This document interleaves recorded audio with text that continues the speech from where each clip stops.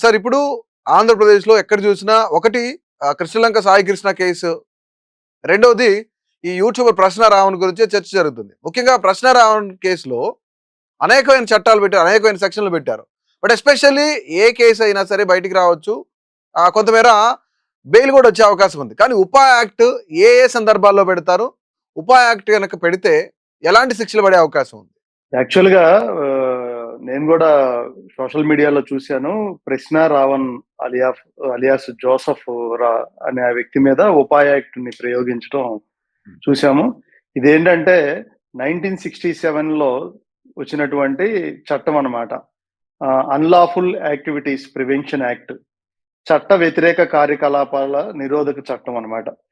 ఎవరైనా ఒక వ్యక్తి ఒక దేశ సార్వభౌమత్వాన్ని లేకపోతే చట్ట వ్యతిరేక కార్యకలాపాలు నిర్వహిస్తున్నారని, లేకపోతే ఉగ్రవాద సంస్థలతో సంబంధాలు ఉన్నాయని, లేకపోతే సమాజంలో మత విద్వేషాలు రెచ్చగొట్టి, కులాల మధ్య, వ్యక్తుల మధ్య, అలాగే మతాల మధ్య గొడవలు పెట్టి, తద్వారా తను అనుకున్నటువంటి లక్ష్యాన్ని, దేశ సమగ్రతను దెబ్బతీసే ఉద్దేశంతో ఎవరైనా వ్యక్తి గనక చేసినట్టయితే వాళ్ళ మీద ఈ యొక్క చట్టాలు పెడతారు. గతంలో చూసుకుంటే ఉగ్రవాదుల మీద పెట్టినట్టు మనం చూసాం.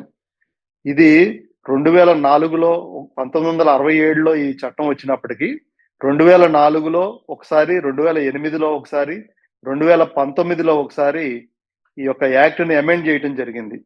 2019కి ముందు కేవలం ఒక సంస్థలు, సంఘాలు, కొన్ని గ్రూప్ ఆఫ్ పీపుల్, ఒక పార్టీలు అలాంటి వాళ్ళకి నిషేధించడం కోసం కేంద్ర ప్రభుత్వం తెచ్చినటువంటి చట్టం ఇది. 2019లో దీన్ని అమెండ్ చేసినప్పుడు ఏం జరిగిందంటే, ఇది కేవలం ఒక సిపిఐ మావోయిస్టు భావజాలం ఉన్నటువంటి సంఘాలే కాదు, ఉగ్రవాద సంస్థలే కాదు, వ్యక్తుల మీద కూడా పెట్టొచ్చు అని చెప్పి 2019లో దీన్ని అమెండ్ చేయడం జరిగింది.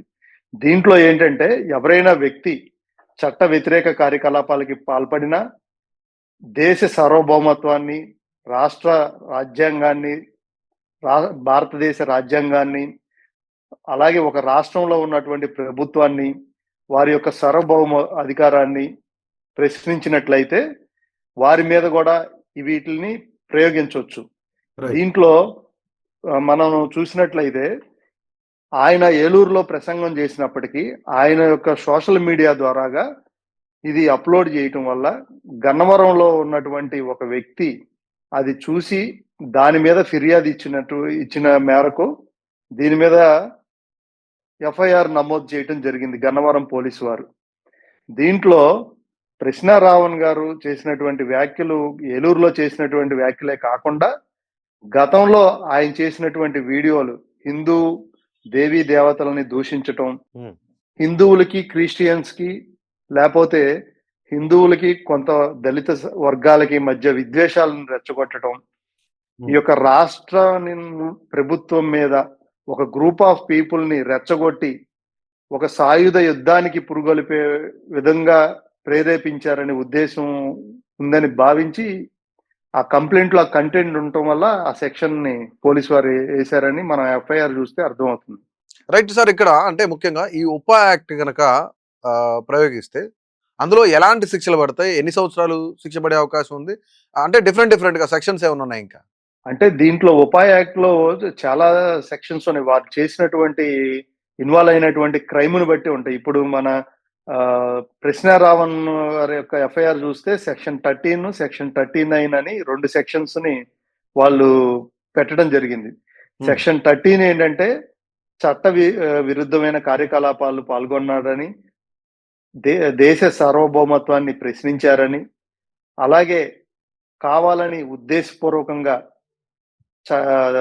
ఒక ప్రభుత్వం మీద లేకపోతే ఒక గ్రూప్ ఆఫ్ పీపుల్ మీద ఒక విద్వేషరహితమైనటువంటి యుద్ధ వాతావరణం క్రియేట్ చేసేటువంటి వ్యాఖ్యలు చేశారని ఆ సెక్షన్ ఉంది. దాంట్లో సుమారు 7 సంవత్సరాల వరకు శిక్ష పడవచ్చు సెక్షన్ 13లో. దీంట్లో 13లో ఇంకోటి ఏంటంటే, దీంట్లో పాల్గొన్న ఆ సభలో ఆ వ్యాఖ్యల్ని ప్రేరేపించిన, ఆ వ్యాఖ్యల్ని సమర్థించిన, ఇట్లాగా ఆ యొక్క సభను నడిపిన ఆ సభలో ఇన్వాల్వ్ అయినటువంటి వ్యక్తుల మీద కూడా ఈ సెక్షన్ పెట్టొచ్చు అని ఉంది, సెక్షన్ 13. ఓకే. దీన్ని గనక చూస్తే ఇప్పుడు ఆ సభ నిర్వహించినటువంటి జడా శ్రావణ్ కుమార్ మీద పెట్టొచ్చు, ఆయన గెస్ట్ గా పిలిచినటువంటి వ్యక్తుల మీద పెట్టొచ్చు. అట్లాగే ఎవరైతే ఈ ప్రశ్న రావణ్ని ప్రోత్సహించారో, ఉదాహరణకి ప్రకాష్ రాజు గారు ఉన్నారు. ఈ ప్రశ్న రావణ్ యొక్క వ్యాఖ్యలను ఆయన సమర్థించారు. నిజంగా గనక ఆయన ఇన్వాల్వ్మెంట్ కూడా ఉండుంటే, ప్రకాష్ రాజు గారి ఇన్వాల్వ్మెంట్ గాని, ఆయన ప్రోత్సాహం గాని, ఆయన యొక్క ఇన్స్ట్రక్షన్స్ గాని ఏదైనా గనక ఉండుంటే ఈ ఉపా యాక్ట్ వీళ్ళ మీద కూడా ప్రయోగించడానికి అవకాశం ఉంది అనమాట సెక్షన్ 13 లో. సెక్షన్ 39 వచ్చేసరికి ఇది 10 సంవత్సరాల వరకు శిక్ష పడవచ్చు మినిమం. దీంట్లో ఏంటంటే ఓన్లీ ఈ యొక్క వ్యాఖ్యలు చేయటమే కాదు, లేకపోతే ఒక ఉగ్రవాద సంస్థ మీద వాళ్ళకి సానుభూతి ఉండటం కాదు, వాళ్ళతో సాంగత్యం ఉండటమే కాదు, అది ఒకటే మాత్రం సరిపోదు, వాళ్ళకి ఆ ఉద్దేశం ఉండాలన్నమాట. సుప్రీంకోర్టు గతంలో చెప్పింది, ఉగ్రవాద కార్యకలాపాలు నిర్వహించాలనే ఉద్దేశం వారికి ఉండి ఉండాలి. అలాంటి సందర్భంలోనే సెక్షన్ 39 పెట్టడానికి అవకాశం ఉంటదని కూడా సుప్రీంకోర్టు గతంలో చెప్పింది. కాబట్టి ఈ యాక్ట్ అయితే చాలా బలంగా ఉంది. మరి దీని నుంచి వారు బెయిల్ పొందాలన్నా కూడా కొంచెం కష్టమైన పరిస్థితి.